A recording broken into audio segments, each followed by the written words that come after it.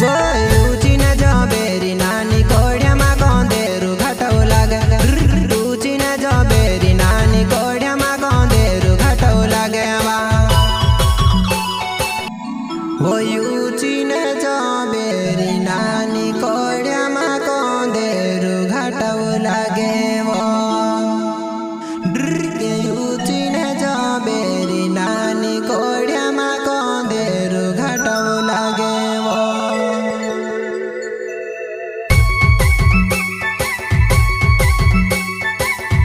प्रस्तुत करता राजू मुजालदे सेमलट गाँव वाले एवं साथी कावशी मुजालदे सिंगर गोनू जमरे रावत रिकॉर्डिंग स्टूडियो पार्टी।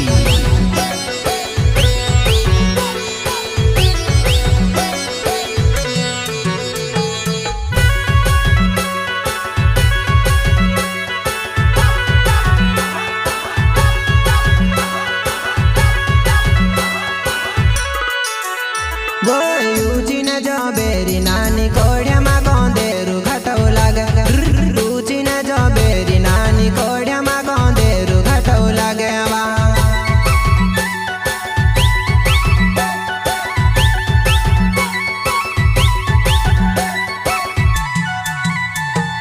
रुचीने जबेरी नानी कोड्यामा गोंदेरू घाटव लागे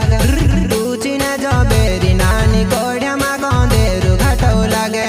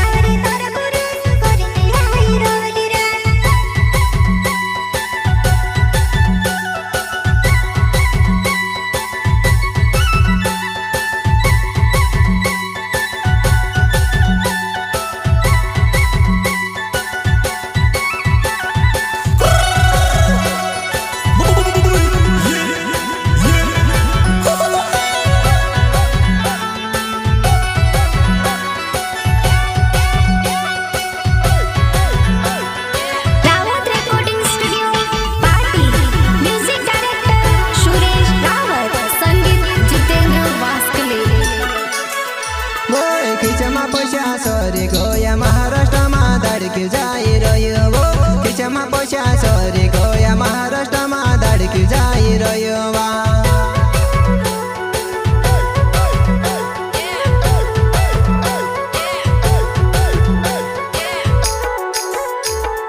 खिचमा पैसा सरी गया महाराष्ट्रमा धडकी जाइरह्यो चार महिना बाद नानी पैसा पाडिने पछि यातिर सेवा